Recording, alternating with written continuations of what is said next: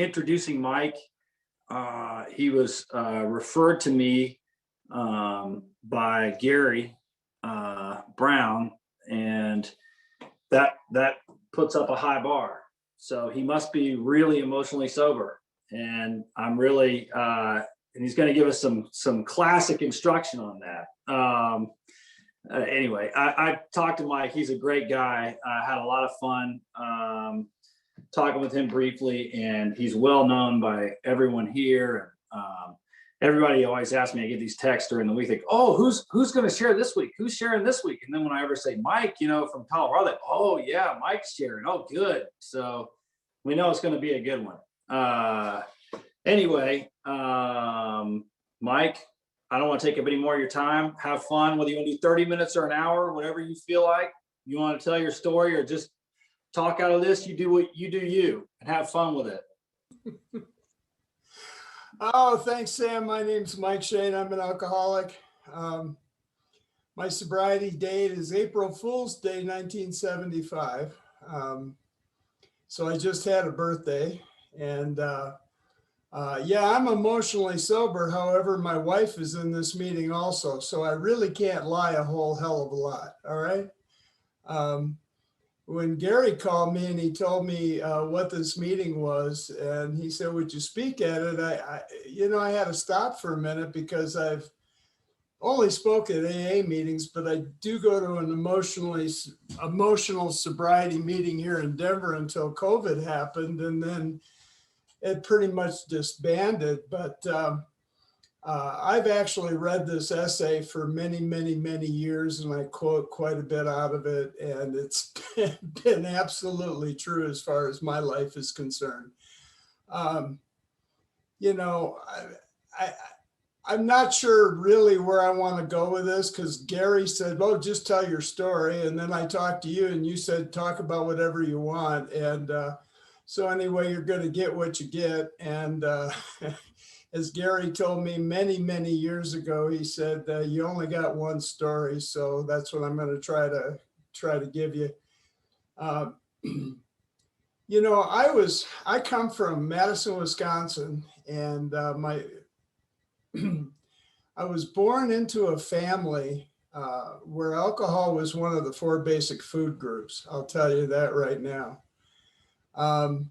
So drinking and craziness and everything was just a part of the deal. And, that's really what I came into. And the reason I want to bring that up is because I've got a good friend here, Bob O, that many of you know also, and he and I come from the same city, and we come from the same exact background. And I guess the reason I want to bring that up is because I came from a very, very, very violent alcoholic home, and you never knew what was going to happen. You didn't know when you came around the corner or into the house, you just didn't know if you're going to get hit, hugged, told what to do. You just never knew where it was coming from next. And I work with a lot of people, sponsor a lot of people who come from that similar background. And one of the things that I have picked up on from my experience is that you become a great people pleaser, because you got to keep that alcoholic happy at all times, or you're the brunt of the problem, And so you learn to see where people are at and get their approval. And, I grew up that way. That's the way I grew up. And I started drinking it alcoholically, actually, at 13 years old. It took off from there. And I ended up getting sober at 28 years old. So that's why I have 46 years of sobriety today. The interesting thing, and I do love the format of the meeting, and I'll tell you why, is because I formed a group here in Parker, Colorado about 9 years ago. It's got a real original name called Sunday 11 a.m. Parker. But the reason we formed it is because I met this guy, and he came I moved out here to Parker, and this guy was around here, and he was sober. He was a drunk. He was an Alcoholics Anonymous, and he was absolutely miserable. And he had the AA rap down perfectly. He'd go to meetings and you'd want to follow the guy to the River Jordan. But then he would get with certain people and start talking to them and talking about he wants to blow his brains out. He doesn't see any reason for living. He doesn't, this or that. But he was so afraid of bringing it up in a group of men, because he had this expectation that because he was sober 30 some years at the time, that he couldn't talk about that. And he and I ended up, I didn't like him at all. He's one of those guys, people you meet in Alcoholics Anonymous that you really don't like. You don't like being around him. You turn out to be one of the, you guys become best friends eventually. But he came to me one time and he said, I don't know what to do about this. And I said, have you ever thought about going back through the steps? And I said, when's the last time you worked the 12 steps of Alcoholics Anonymous? And he said, oh, I don't know, 15, 20 years ago. And I became pretty good friends with a guy named Paul M., who Gary knew. He passed on real well. And Paul said to me and to others years ago, he said, the same 12 steps that got me sober will get me well. And so I suggested that avenue to this guy. And he asked me if I take him through the work. And at the time I was taking way too many people through the work. And I have this thing where I don't take any more than 4 people actively through the steps. I don't have time. I just can't do it and give 100% of myself. But where I'm going with this is I started this meeting to get people with long-term sobriety around to find a way out of depression and their life falling apart and these types of things. And this guy ended up asking another good friend of mine, Gary K., to go through the steps. And he went through the steps with Gary, and I watched this man transform. I watched this man have a spiritual awakening with over 30 years of sobriety, and he literally became everything I read in that essay, which is he was out showing love and taking people through the steps and showing people how to get well. And I watched this transformation, and I really sat back in awe. I really did. So, I know this stuff works. I came into Alcoholics Anonymous, and I usually say I was emotionally about 13 years old. And I did demand life treat me the way I thought it should be treated. I had lived in this alcoholic home. I was put in a boys' home when I was 15 years old. I was put back with my parents at 17. I got a football scholarship, which I drank myself out of in about 3 months, and I went in the service. And by the time I got back from the military, I was pretty crazy, and I ended up in San Francisco. And my entire, my entire idea of life was to go out and take and to party. And that's what I did. I became a bartender in North Beach, if you happen to know where that area is. And that's the kind of life that I ended up living. And I ended up moving to Denver because I had 5 warrants. 2 of them were felonies. And we took off out of California and came to Denver. And it was in Denver, Colorado that I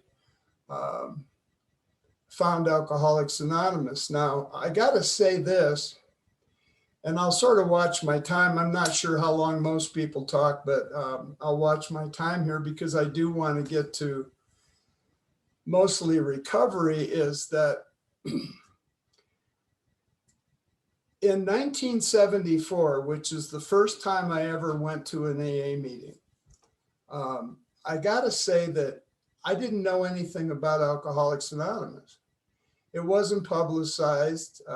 From what I remember, there used to be a little blurb on the television set at 1 o'clock in the morning when TV went off. And some of you may remember when TV shut off at 1 o'clock in the morning.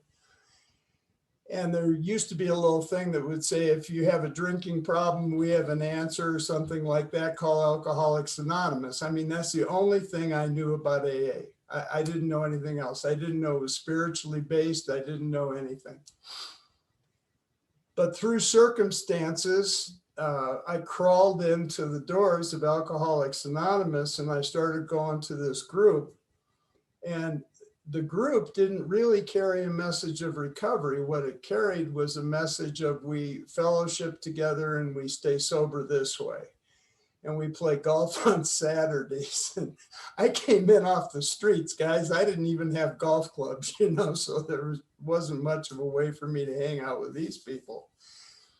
And they were also all older than I was. And I looked for the difference and found it, and ended up going back out drinking. But then after a 3-week binge, and I drank right to the last day of March, I came into 1311 York Street, and I happened to be there about 10 o'clock in the morning. And that's when the guy who eventually became my sponsor, he and I met, and he told me the truth about my problem. And I've always been grateful for that. And I've always been grateful for Gary and Julie also, because they were around at that time and here in Denver, and helped me just absolutely immensely. Gary, I was always afraid of him way back then. Julie was just a sweetheart. She worked at a church up the street, and I'd go talk to her for 2-3 hours at a time because I was so crazy in my head. I couldn't sit still, and I couldn't be by myself. I still to this day say I had 50 conversations going on in my head and 2 porno flicks at the same time. That's pretty much what was going on with me. And I was introduced to the 12 steps of Alcoholics Anonymous, and thank God I was. I was introduced by my sponsor. That's the way his group got well. And at the same time, there was another group of guys doing the 12 steps. Don P. and Gary were doing the 12 steps. And the group that I came from, which was Big Frank and that group, they were doing the 12 steps. And there seemed to be this thing of there was an excitement about it. There was an excitement about finding a spiritual answer, not just for the drink problem, but for yourself, so that you could change. And that was the first time that I used to hear the word transformation, and that we can transform in Alcoholics Anonymous. We do not have to be the same miserable, selfish, self-centered taker that we were when at least I came in, and nothing was more important than a drink. And after I was sober a while, I found out that I was still pretty much the same way, but sober. I was about 5 years sober, and my life was falling apart in many ways. And that's when someone pointed out this piece that you guys have your meeting based on, that there is a way to be happy and joyous no matter what kind of a background you come from. And by doing the 12 steps of Alcoholics Anonymous to get God to help change me, I can become a man that lives in respect. I came from such a dirty past that, to be honest with you, I wanted to live clean. I didn't want to live dirty anymore. And then that part was pointed out to me, which is that Bill could trace back, and I've quoted it ever since then, that he can trace all of his problems back to dependency on people. Yeah. But the one I loved was circumstances to provide him with perfect security and prestige and romance and financial gain and all this and all that. And it was like I got hit in the head with a 2x4. That's what I've been doing. I'm a person that firmly believes this, and that is that I think all drunks live to feel secure. You know, when I was drinking, I could be facing court the next day and didn't have a place to live. But if I had a bottle, I felt secure until it quit working. And guess what? That didn't leave me once I got sober. And I found that I was out there trying to arrange the world to suit me so that I could feel secure. I needed enough money. I needed prestige. I needed you to like me. I needed this. I needed that. And man, it was tiring, just tiring. So, you know, I just totally, that line changed my life. And I started to take a look at all of my problems. And the beauty of it is that I could see that I was the cause of my own problems. My expectations were the cause of all my own problems.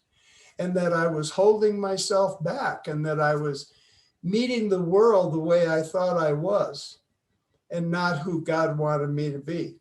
You know, one of the things that I do here in Denver is I write inventory, and principles for me are what's called, I call them belief systems. And there's a lot of us around here that do call them belief systems. And we write this belief system inventory, which is, you know, I believe this is what a man should be. This is who I think I am. This is, you know, this is where I should be in life at this age or whatever. And we write inventory on it. And how did we get this thing? And the biggest thing about it is it true? Is this true?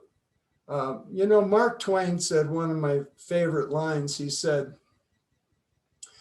"I've lived a long life. I've had many problems, most of which were never true or never happened." And that's pretty much my life. You know, am I emotionally there all the time? Hell no. I have to tell you that I've been going through another passage in the last, 3 or 4 years. There used to be a book many years ago called Passages. I don't know if any of you ever heard about it, but it says that at certain ages you go through these passages, and the harder you try to hold on to the past, the worse it is. And it's sort of like me. I don't want change, you know. I want to hold on to the past and not let God take me to something else, right? But I got to say that in the last, well, actually, it started about 6.5 years ago. I've been going through another change. A beautiful thing that happened is that I met a lady. I was never going to get married again. I was never going to be with somebody on a regular basis again. And, you know, I thought I'd been past that. And I met this lady, and we got together, and we did the phone thing for a year. And she's from California. You know, and then she moved out here, and now we're married. And I honestly have to say, she truly is my best friend. It's like God gave me a last chance with someone, and I can be the man that I want to be with her.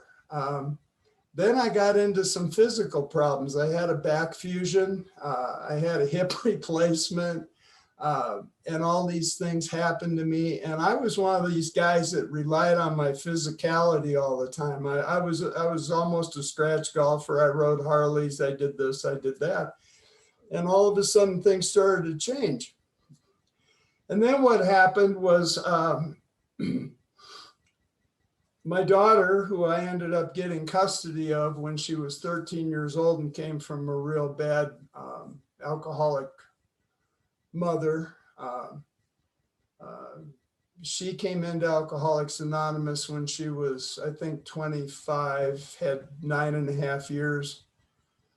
And her life just skyrocketed. And for some reason, she went back out, and I watched her go downhill for about 10 years. And then 3.5 years ago, I got the call at 8 o'clock in the morning that they found her dead. And I will say that when you lose your daughter, your son, your children, it's probably one of the worst things that could ever happen to you. Now, I do want to say this, if there's anyone new here, the promise of Alcoholics Anonymous happened for me in the middle of that. And I'll tell you what that promise is that I never even thought one time about taking a drink. Not one time. That never even crossed my mind. I will tell you that I had about every other emotion that you could possibly come up with. But it took me a year to write inventory on it. I couldn't think about it. I couldn't talk about it. I was in, I don't know if you want to call it denial, or it was just too painful. And there was nothing I could do about it. And I finally ended up writing inventory on it. And I finally was able to get to a place where that does not control my emotional nature, to be honest with you. It's not something I'll ever get over, but at the same time, it doesn't seem to have the weight. It's sort of like my idea now is she's in God's hands, and that's a much better place to be. So I must say, I want to actually listen to some of you, and I've really enjoyed this meeting, and I've really enjoyed being asked. Gary being here is one of the few, I think there's probably 2 people left in all of Alcoholics Anonymous that scare me a little bit. He's one of them. But no, I just really appreciated him giving me a call. I really did. It's been a tremendous amount of change. And if there's anybody who's got a lot of sobriety, who's going through the pits, who's not getting the adoration they want, or I don't know, man, life just isn't treating you right. There is a way out, and it's okay to talk about. It's really okay to talk about. I'm a vet too. And one of the biggest problems of veterans, especially the Vietnam era and the Iraq and the guys going through what they're going through now, is suicide. It's one of the biggest deals going on in the veterans community right now. And I'm finding it in Alcoholics Anonymous. We just lost 2 more people in the Denver metro area. One hung himself and the other guy shot himself. And they never wanted to discuss it. But if you listen to these people, they came into AA and had this, I used to be drunk, now I'm sober, life's grand. It has not been my experience. My experience has been that life goes up and down, but I don't have to look at it as though life owes me anything or I demand anything, because I have found a God that has truly taken care of me for 46 years, and I'm grateful for that. And on that note, I will shut up and turn it back to you. Thank you. Thank you so much, Mike. Part of our kind of tradition with this meeting is that you look through the kind of Hollywood squares and you call on 2 or 3 people to get it kicked off, and then we'll open it up for sharing. Okay, sounds good. Well, I got a call on Gary. All right, Gary. Julie told me you were going to call on me. Of course. Of course. I kind of was, you mentioned Dawn and some of the other people that we were all running around doing these things together over the years with that. And I was remembering what you didn't talk about in your story is I think you worked for me for a week before you were gone. It wasn't long, and moved on, and that was it. I remember a time too but I guess I don't. I think what we were doing back then when it was Bob and Don and all of us running together and the Denver young people who were doing their thing, probably the thing that I remember about that most is the fellowship we had and still have. And I often would like to talk about that because I don't see that much with other people. That experience with us and the crazy things we would do, 12-stepping on people, The kids, picnics. yeah, I mean, we really had a fellowship and we were doing it all, and it was crazy. Don and Joyce, and what they have, 7 kids, and holy shit, and he was staying sober. It worked, and it was just a crazy time. I talk with Lee B ever so often, and the only reason I bring his name up is he too is 56 years sober in AA, but I got him by 3 months, and I want y'all to know that. I remind him of that every chance I get. And so when we talk on the phone, and he lives in Grand Junction, Colorado, and he's driving them nuts and taking them through the steps, and paints murals for a living. And in fact, we got a mural on the wall that he had to take a photograph off there, where he has 2 bison bulls fighting on the wall, and that's what he sent me. He thought that was what it was like for us.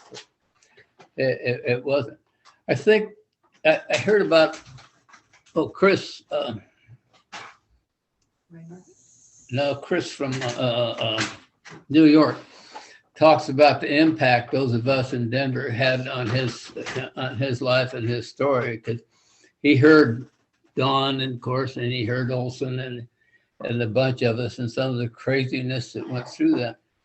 And I want you to know, we really didn't know what we were doing. We just felt like led to go places and do things, and don't know why it worked out. We always had somebody to lead us around, and we made up stuff as we go on the way. But and Mike came along, and he kind of fit right in, you know. It was just one of the bunch. I guess probably the biggest thing I found lately is I get such a kick out of this meeting and seeing old friends and seeing old friends somewhat regularly, you know.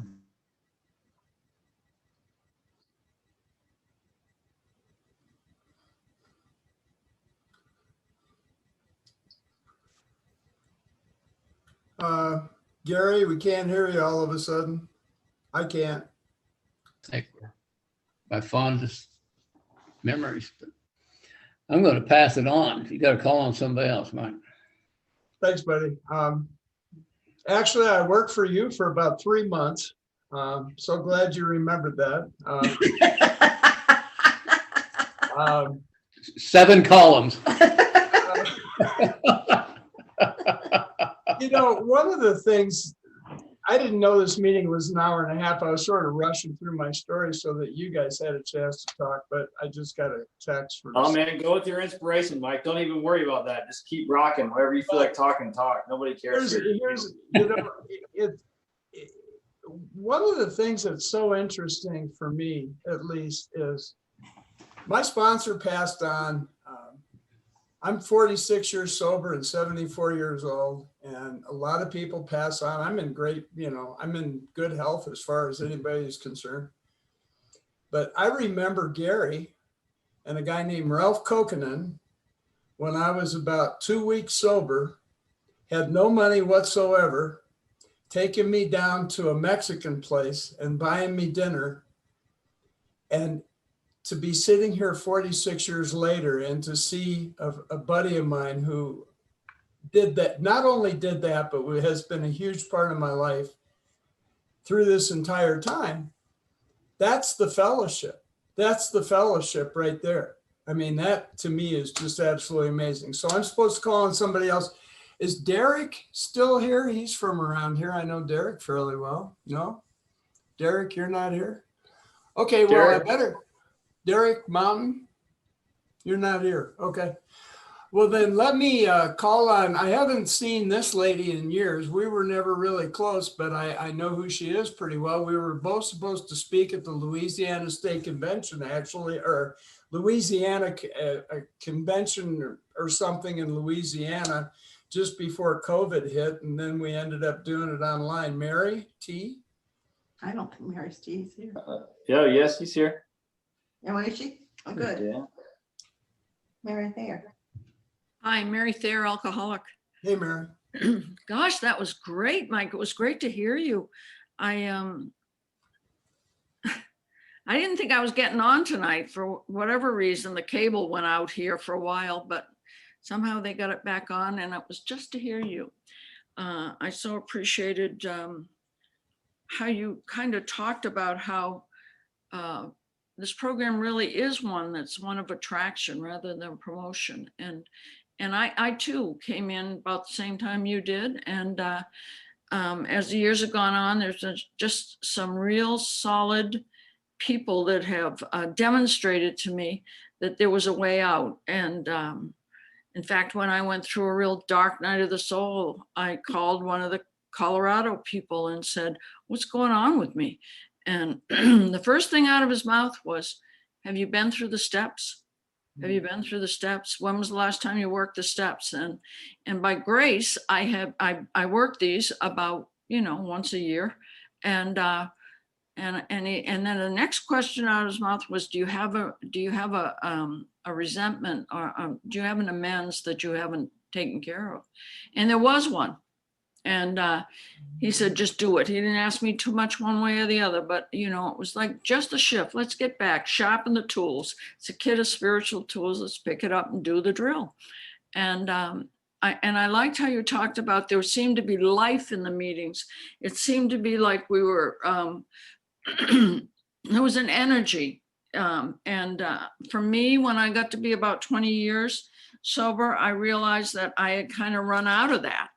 And I did a lot of soul searching and got back into really going really deeply into what my conception was of a power greater than myself, and not what my intellect was about it, but what was my experience with that presence that was happening for me. And it shifted my whole program. It truly did. It opened up that thing that it talks about on page 129, that this is a limitless load. And I loved how you said, I thought I was just going to do whatever. And then something happened. And along with the grace of finding a significant other and so forth, you've also gone through the loss. And it's a demonstration to lots of us. I have a dear friend that I've sponsored her for over 30 something years, but I've walked beside her as she's lost 2 children in this program. In fact, she might be on tonight. Jackie, if you're here, obviously my internet came on, but that woman demonstrates the grace of having a presence walking with her. And it was because of seeing people like her, like yourself, with what you're going through. I remember the words that Sandy Beach said when he lost his child is, "Please God, don't let this event come between me and my relationship with you." So there's so many of the people that talk about the fact that we don't get here and just stop drinking and fine. As it talks about in our book, I think 2 places that I found, 13 and 42, where it says that spiritual principles and values will solve all my problems, not just the drink problem. And I too look at my belief structure or my what I thought was like solid, and then have had it shattered several times within my recovery. And that has made me I guess I would say, more discerning. I didn't even know what that meant. In fact, I have a sponsee. We talk about that quite a bit. What is discernment? Where do I fit? Where are my values? and where am I going against spiritual principles? So it's still a daily thing for me. It's wonderful to hear you. Thank you so much. Thank you. Really appreciate it. So you want me to call on one more person? I'm going to call, before I do this, I'm going to call on my wife. She has over 33 years of sobriety.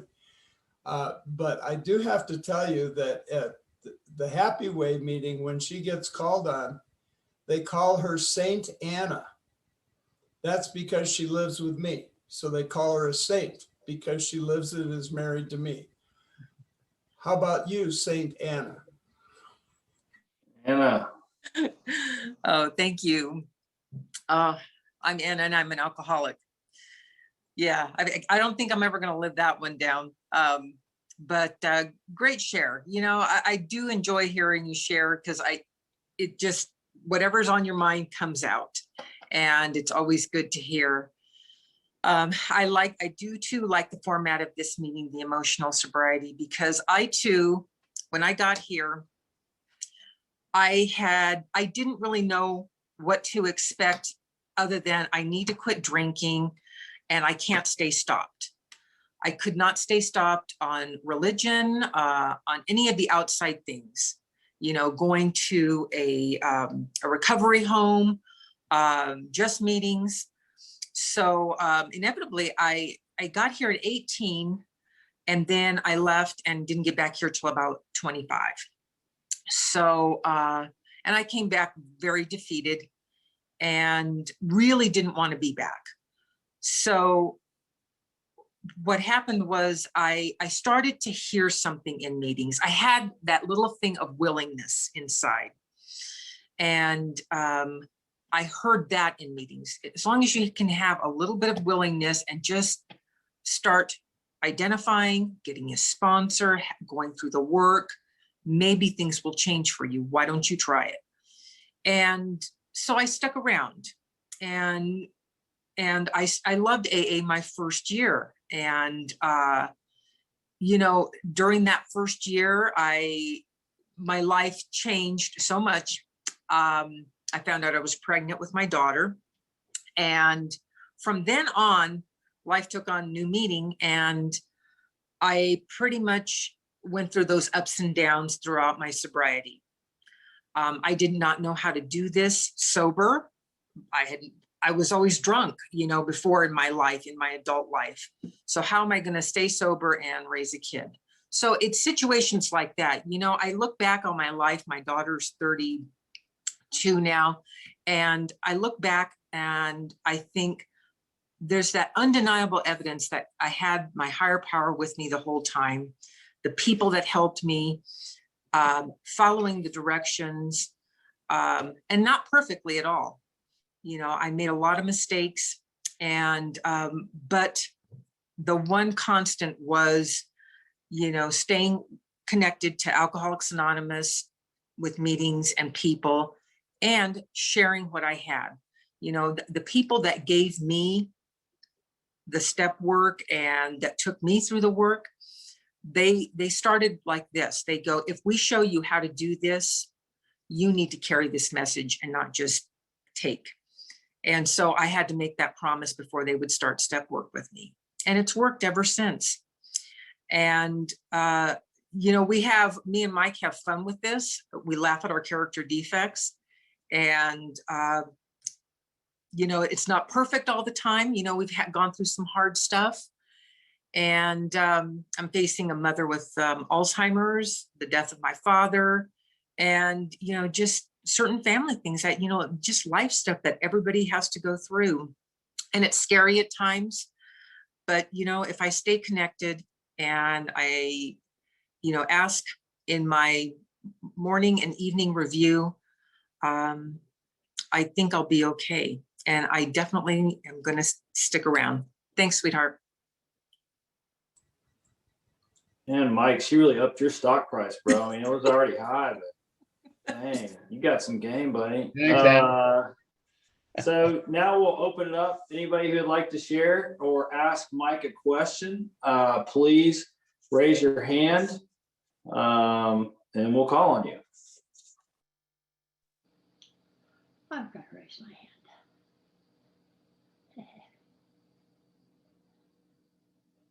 I was just gonna call on Jackie and she raised her hand. I was just thinking the exact same after Mary there. I was like, I'm gonna call on her as soon as I open that up. So glad, so good to see you, Jackie. Thank you, Sam. So good to be here. Thank you, Mike. I just really, really enjoyed your share very much. And I feel connected to you. And in a minute, I'll tell you why I feel so connected to you, even though I've never met you. But you are a member of this wonderful fellowship of Alcoholics Anonymous. Mary had mentioned, you know, I had 5 years sobriety and I lived down in New Mexico. And my daughter graduated from high school and I had 4 kids. And I had met this man sitting here next to me in AA. We'd gotten married the year before and said we grew up together and we grew old together. And are growing old together, let's put it that way. Anyway, so the next day, my son was on his way to Colorado and he was killed in a head-on. And I said, I went from the happiest day of my life to the worst day of my life. And all my kids were doing well, and everybody, you know, they lived in California, some of them, and my daughter was going to go to modeling school, and and it shattered my world, just shattered it. But you know, I had enough AA on board. I did not have a sponsor at that time, but I had enough AA on board, and I had this partner here who was very much into AA, and we lived in a little town called El Rito. And a year later, I was in counseling and she said, you know, maybe you ought to go to the Elizabeth Kubler-Ross's hospice program and to help you deal with your grief.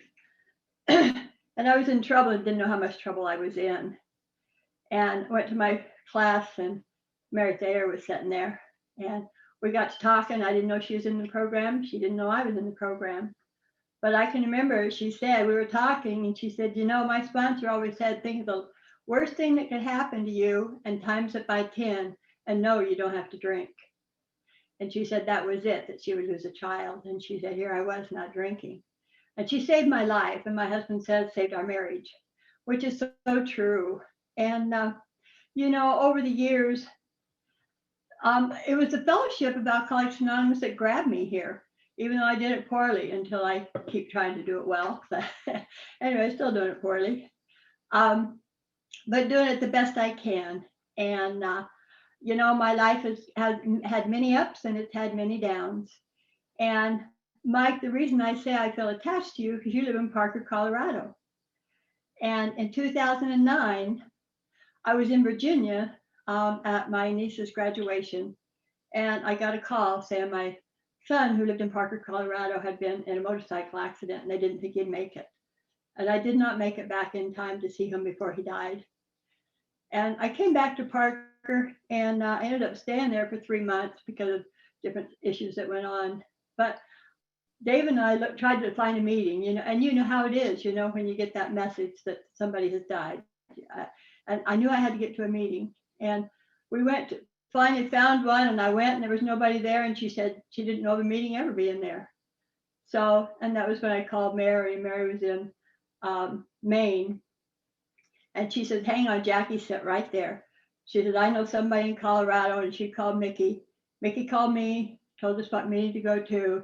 We went down there. Everybody in the group, you know, called me and just kept in touch with Dave and I. And then we ended up going to Fellowship of the Spirit as a result of that. But I said, you know, that is the power of the Fellowship of Alcoholics Anonymous and the program.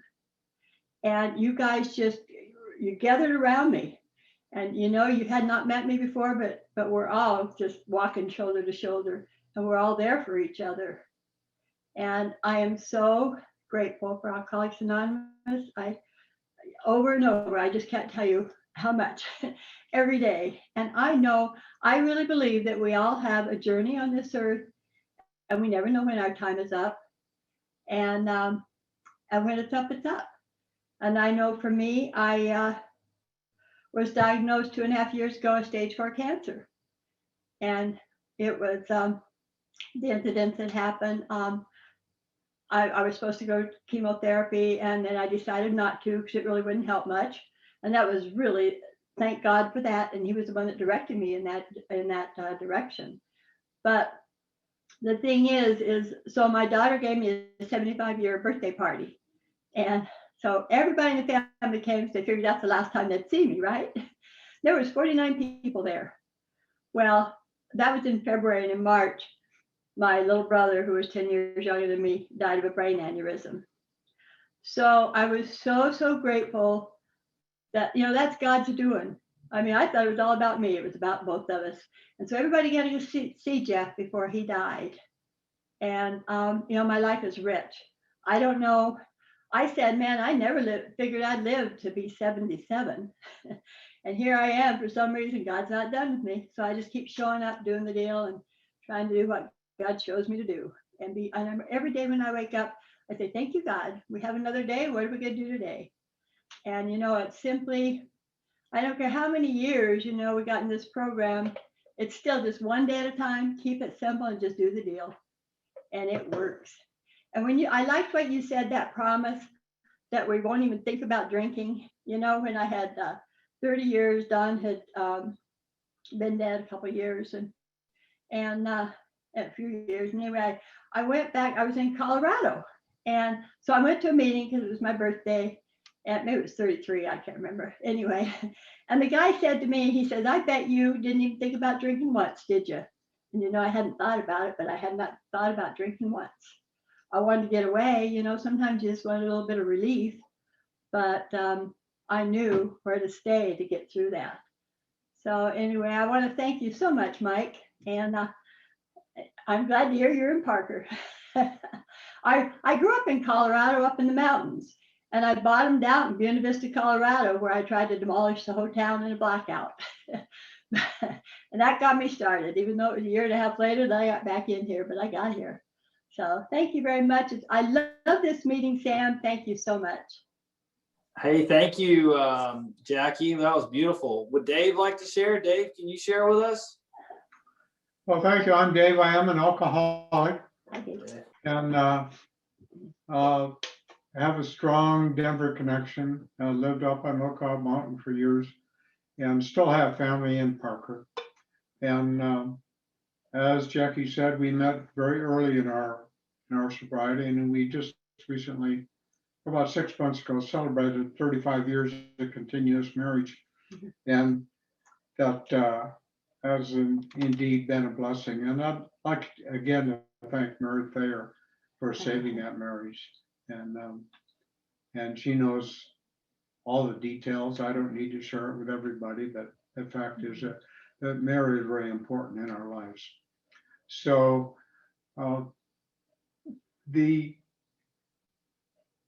my journey through sobriety has been very interesting. I was an airline pilot at the time that I hit my bottom, and after I quit flying to deal with my drinking, it took me about 9 years before I was able to get my ticket back and go back to work.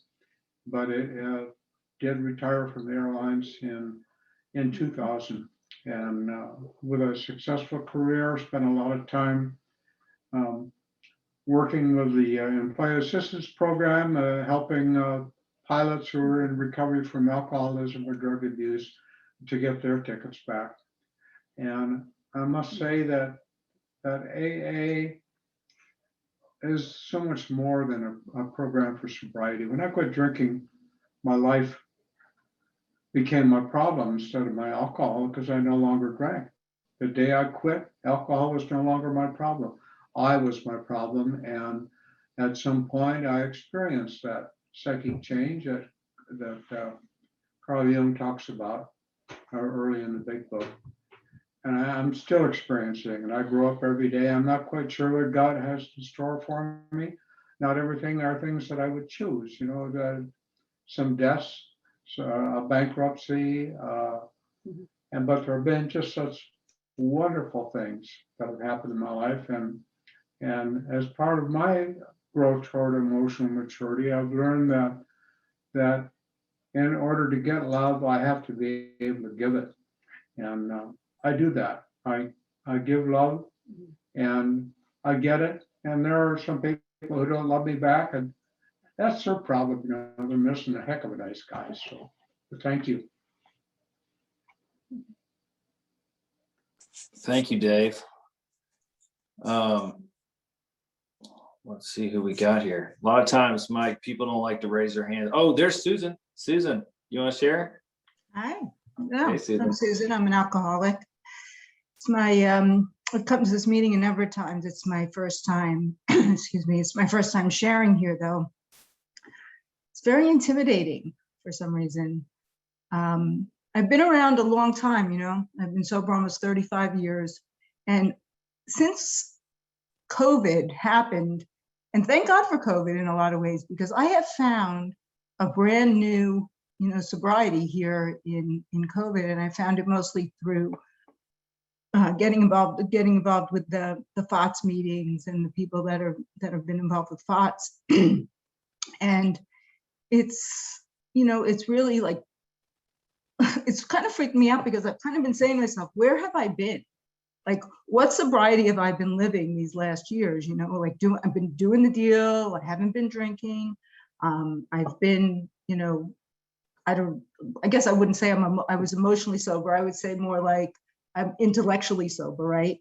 Like I've got it all figured out. I've got the God thing all figured out. I haven't drank. I haven't done, I've done the steps. I've done what I was supposed to do a couple of times. I've done it over and over. But at the end of the day, and I think you talked about it, Mike, is, you know, this longer term sobriety, it's pretty insidious, right? It sneaks up on you. You think that, you know, you've got it. And then the next thing you know, you're a nervous wreck and things are falling apart and you don't know really how to put them back together. And, you know, you think you can figure it out how to put it all together, but you really can't because the answer isn't in your head. And, you know, this isn't the, you know, thank you, Mary Thayer hour, but, you know, I do want to thank Mary for that because I met Mary through FOTS, and, you know, she's pretty much been my, you know, my soul saver, I would say, for the last, 6 or 8 months. And as a result of that, I have turned myself inward and have done a lot of really challenging, scary things to move from where I was to where I am now. And I'm emotional, which is unusual for me because I don't usually get emotional, and I definitely don't get emotional in front of 81 people. But, you know, I can do that today, right? I can be emotional. And because I can, I think that's my ability to be able to connect and to be able to find a source that, you know, that's mine, that I can believe in, that's there for me, instead of, you know, just trying to figure it out and fixing it, or having this intellectual God, and, you know, doing the scary work and knowing that by doing the scary work that, you know, God's going to be there for me. But I've got to realize that God is my friend and not just this like fictitious thing that I've, you know, created in my mind. And so, you know, this meeting has really been helpful. All of the FOTS meetings that I've been going to have been really helpful because people are really talking about what it takes to, you know, not only not pick up a drink a day at a time, but to live happy, joyous, and free, you know, and the living free and living happy. It's like, what's the point of being sober for 35 years if you're freaking miserable all the time, you know? Like, look, I can see why people want to kill themselves, you know. That's not what I want to do today. Even though I, you know, in the past been unhappy enough to make me want to do that. But today I want to, you know, I want to be free and I want to be happy. And you know, people have been talking about getting older, you know, I mean, I'm getting older too. I got way more life behind me than I do ahead of me. And it snuck up on me pretty fast. You know, I used to be the person that everybody, you know, everybody would say, you know, just wait till you get older, you'll see. And now I'm that person saying it to other people. It's like, when did that happen? So the time is now. That's all I'm saying. And the time is now. If not now, when? Thanks. Thank you so much. We have a question really quick from Mike that I think is really good, but sorry, I don't want to, let's see here. What the question was, I can't pull up the chat while I'm talking, but the question was, Could you expound a little bit upon inventorying the principle or belief system and an example of when you transcended a false belief system and kind of the emotional sobriety around that? You know, what it was like to let go of that and how you found it to be untrue, etc. Mike? Sure. I don't know which one to grab onto here. When I write belief system inventory, I write the belief system that I'm living my life by. I just need to say this. You know, the big book talks about recreating our life, correct? I have come to find out for me, you will recreate your life based on who you think you are. I have come to find out that you meet the world as you think you are. And I had a belief system, which was I'm stupid and I'm a loser. And I came into Alcoholics Anonymous with that belief system, and I believed it. I believed that down to the core of my being. I had been told that from the time I was 3, 4 years old. My dad used to get drunk, and he would get drunk, and then about 10 o'clock at night, he'd pull the kids out of our beds, and he'd stand us up in front of where he drank, and he'd say things like, "You're nothing but a loser. You're never going to get anywhere." Now, when your hero is saying that to you, you believe it. Now, it took me a long time of sobriety to find out that he was talking about himself, not me. Okay. And I realize that today. But what I had to do is write the belief system that I'm stupid and I'm a loser. In other words, I'm just going to barely make it through on a day-to-day basis kind of thing. I'm not the kind of guy who can become a success in business or have financial security or have a wife that loves me and all these things that were attached to that one belief system. So then I write out, where did I get this belief system from? And I take it right down through the third column. How does this affect my self-esteem, personal relations, sex relation, ambition, security, and pocketbook? And then I look at, does this really fly in the face of reality? Is this really a true statement? And I came to find out that it's not a true statement. That I'm one of God's kids and I have the rights of anybody else. And that I've been holding myself back for years and years and years. And I ended up writing this inventory, sharing it with somebody, and over a long period of time, I'm not saying that it went from believing that to the next day you don't, just like all my defects of character take time, but God just started to remove that. And I don't wake up with any of those. I don't know, that conversation does not appear in my head anymore. It just doesn't, you know? And that's been one of the blessings, because like, I think it was Susan was talking about what's the sense of being sober for a long time and you can't live in your own skin and enjoy your life. And that was one of the belief systems that just about tore me apart on a regular basis. And that's my experience with that. Thank you, Mike. Anyone raise their hand? Let's see here. What about Catherine? We haven't seen her in a while. Catherine, what are you doing? I knew you were going to do that somehow. I'm Catherine. I'm an alcoholic. I love this meeting. I feel so, gosh, I can't remember her name, the woman that just shared about,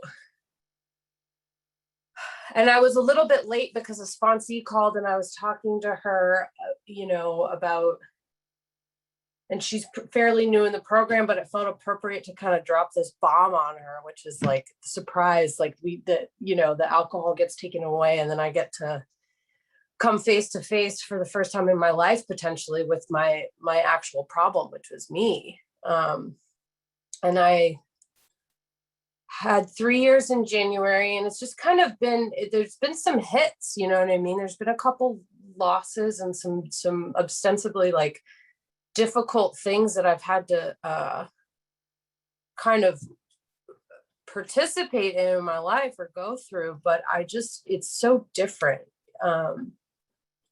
because I'm here for it, you know, which is not, it's unusual, you know.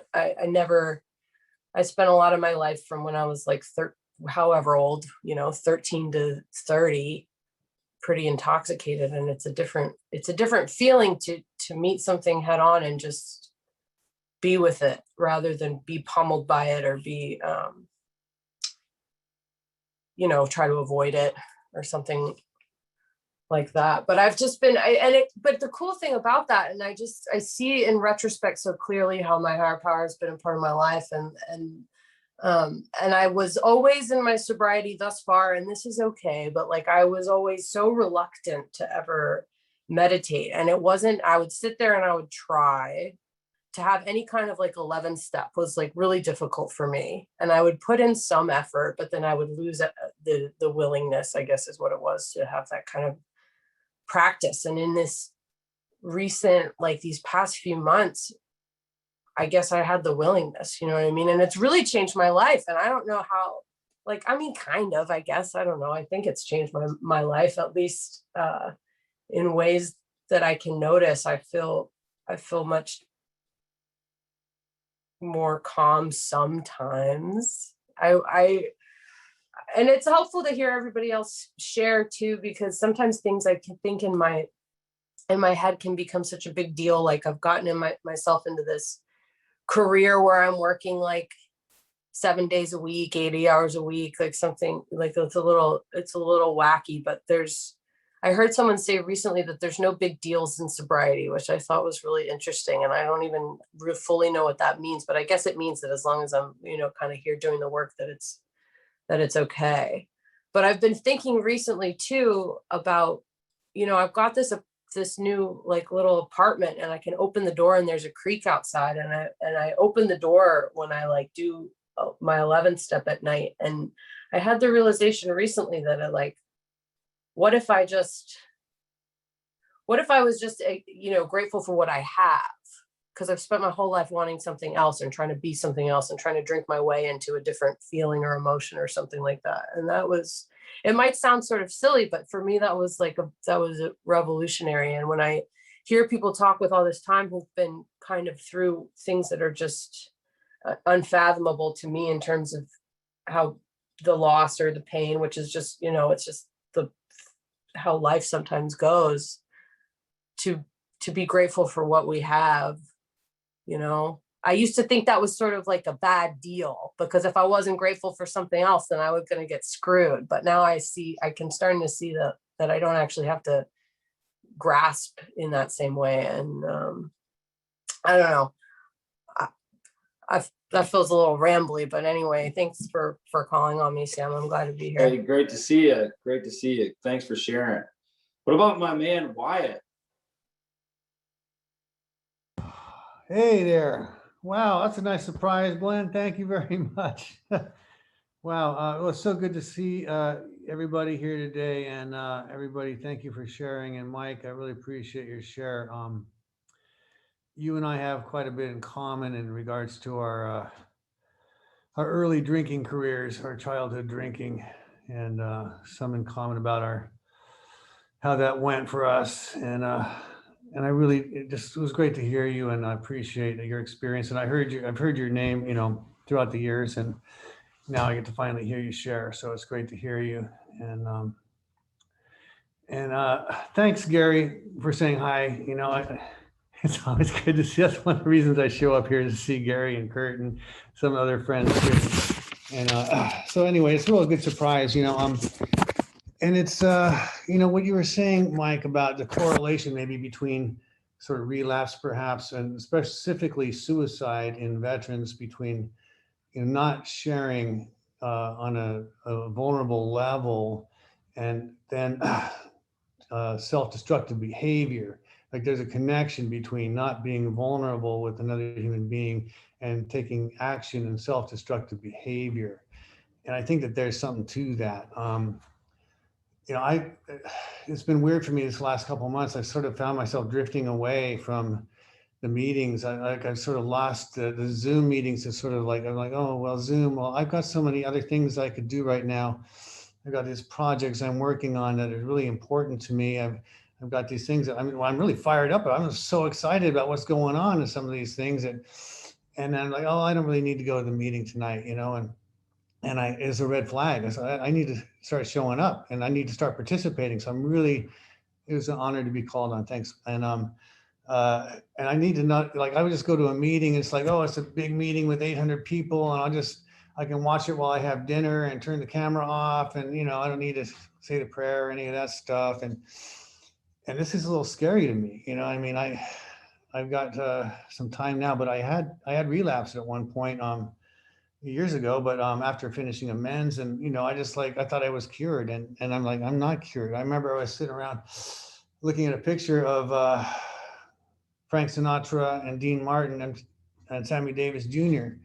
And they're sitting there, they're smoking cigarettes and they're having a little cocktail.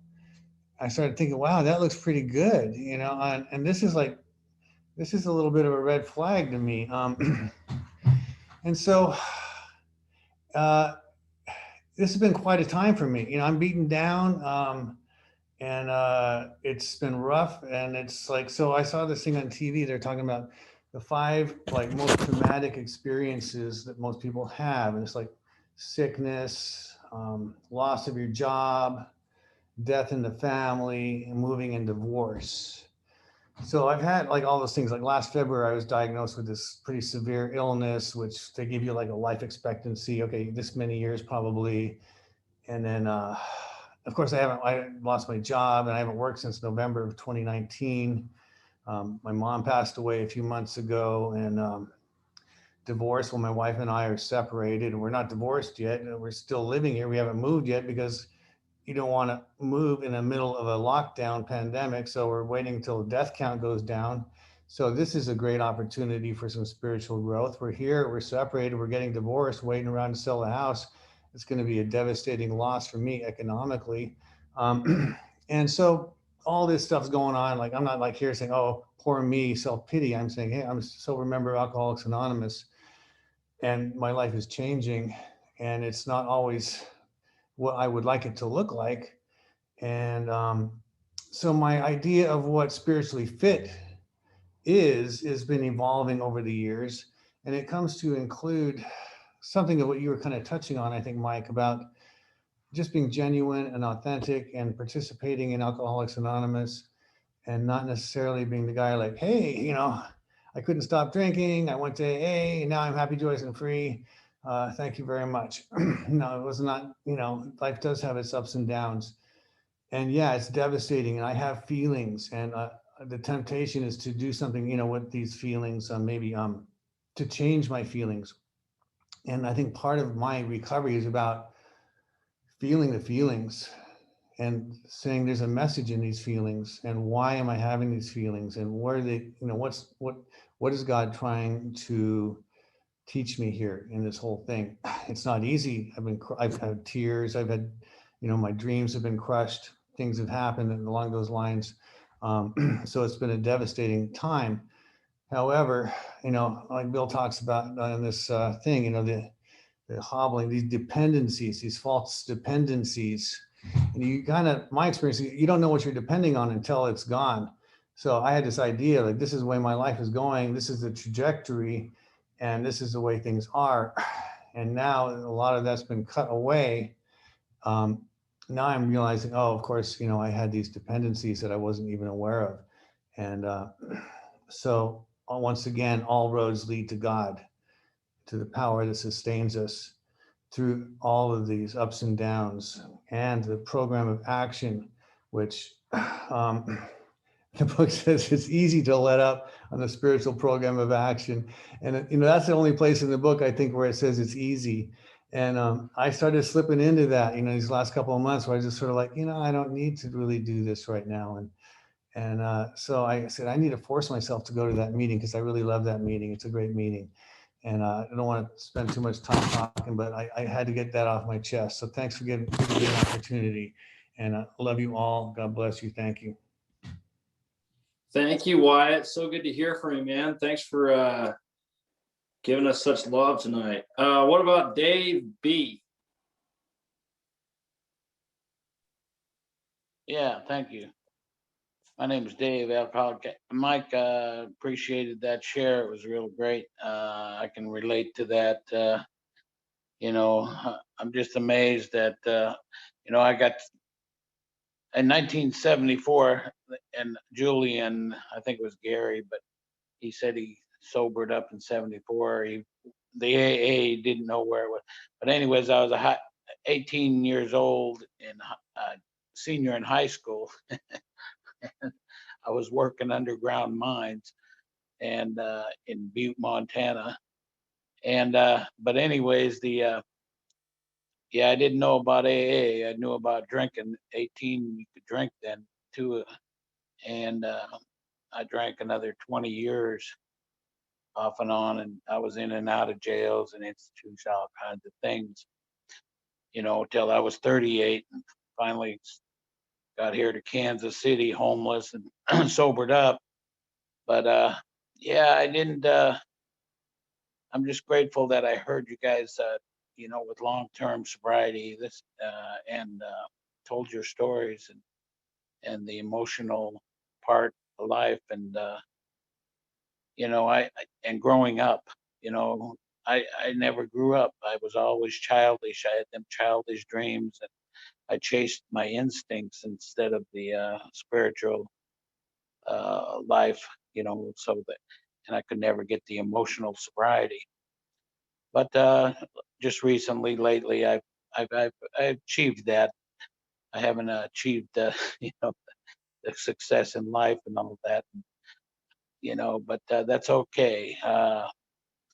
You know, as long as I can keep on feeling that peace, you know, the flow of God, the flow of that spirit that flows into me gives me that power to give me that and be able to, you know, be around people that are, you know, more successful in life or whatever, and not be so, you know, but I still get a little ego, I guess, and all that.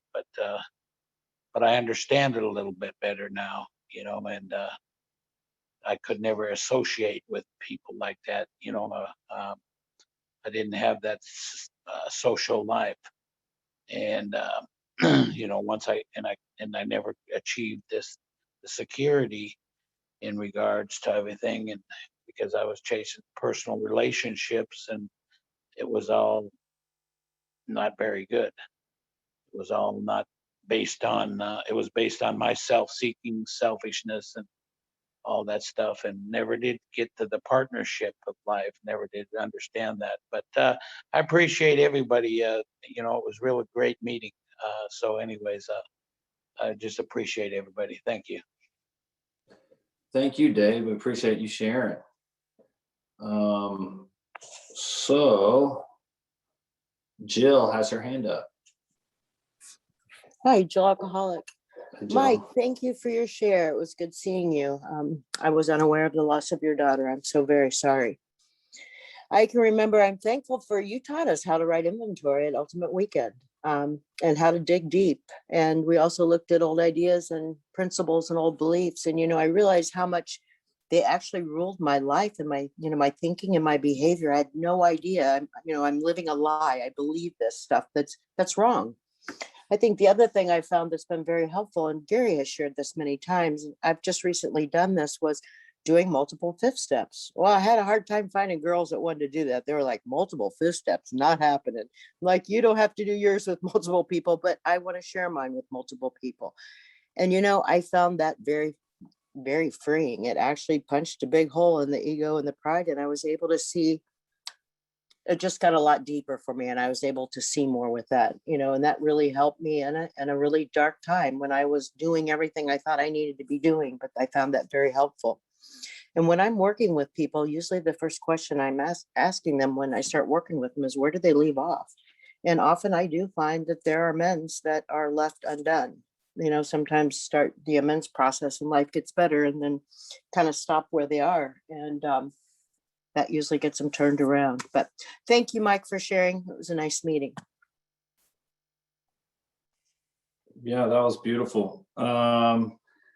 So the letter that we read is Bill Wilson's essay on emotional sobriety, or called Love, the Next Frontier. And you can get it in Language of the Heart, or you can get it one of these books. You can get it online. There's a couple different versions. There's one where they cut out the paragraph because it says best friend or romance, and that kind of weirds some people out in the modern day, but whatever. Good stuff. I don't like cutting that out because it talks about the outgoing love and how that, I think it's a really important paragraph.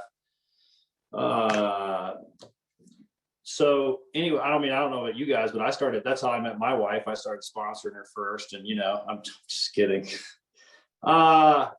So I still tell her I'm her sponsor. And I don't care what any of you guys think about it. You can just think because I'm emotionally sober. Just kidding. So one more thing. That's funny. Mike, do you have we always ask somebody, oh, this is what I was going to say. So you can email me at samglenn@comcast.net. I put it in the chat to get a copy of the recording. Or if you want to add me as a friend on Facebook, I can invite you to the Thoughts page. We have a Facebook page where there's different flyers posted for different meetings. A couple people have asked, how do I get in touch with different conferences and that sort of thing. So there's flyers for the conference. The home conference meets the last weekend in July in Colorado. You can ask anybody here for that. And Mike, I always ask people if they have anything that they've kind of come up with since the meeting started, they might like to share that they feel like maybe they haven't covered, or has anything else come up for you since before we close? Oh, Mike Alcoholic again. There's so many things that I'd like to share with you, but I do want to share one more thing, and that is that if you've been sober a long time and your life is going down the tubes, the best thing you can do is grab somebody who's been through it and knows where you're at and go through the steps. I think personally, we're lucky. We're very lucky. I hear all these people talk about how hard COVID's been. I personally don't think it's been hard at all. I think it's, what kind of program do you really have? Do I really trust in God or don't I? I learned a long time ago that what I think about all the time is what I worship. So I can tell you I trust God and worship God, but if I'm worried about money or prestige or my wife or something, that's what I worship. And I have a friend of mine, I'm still a realtor, I still work real estate, and I have a friend of mine who's a realtor here in Denver, and she's not in the program. I actually wish she'd get drunk a few times so I could 12-step her, because she is a true neurotic, okay? And she's going through a very tough time right now, and she has been in contact with me a lot because her brother died of a drug overdose, and she knows my story. And she said to me on the phone a couple days ago, she said, I wish to hell somebody would write a book of how to live life in this world. And I said, Rhonda, come into this program because we got it. And I've learned to be a man in this program. I've learned to be something better and different than I ever thought I would be. And it is about transformation. It's not about staying the same. So that's all I got, buddy. Thank you. It's been great. Enjoyed you all. It's such a privilege to have you with us tonight. That reminds me, I get the opportunity a lot of times to work steps with a lot of people, and it's really fun, especially somebody who has been away from the steps for a couple of years, who's got long-term sobriety, to see what an incredible experience they had going back through it, and there's a part that Mark Houston used to talk about a lot that I really loved. And we agnostics, when we start reading it, where am I practicing current agnosticism? Where does it look like I'm practicing current? If you look at my life, where could you find agnosticism? And you touched on that a little bit. So that was a great meeting. thank you all so much. And the way that we close it up is we mute ourselves and just go to our inner room, say the Lord's Prayer to ourselves for all who care to join us. And thanks again, Mike.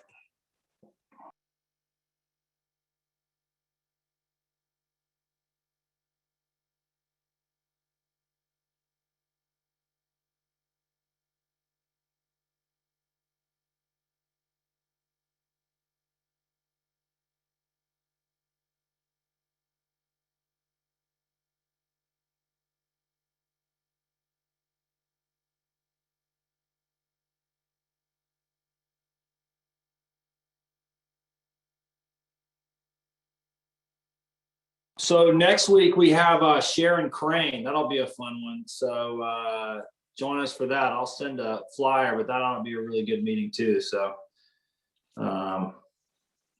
much love, everybody. Thanks, Sam. Thanks, Thank guys. Thanks so much, Sam. Thanks Thanks, again. Sam. See you next week, everyone. Thank you, Sam.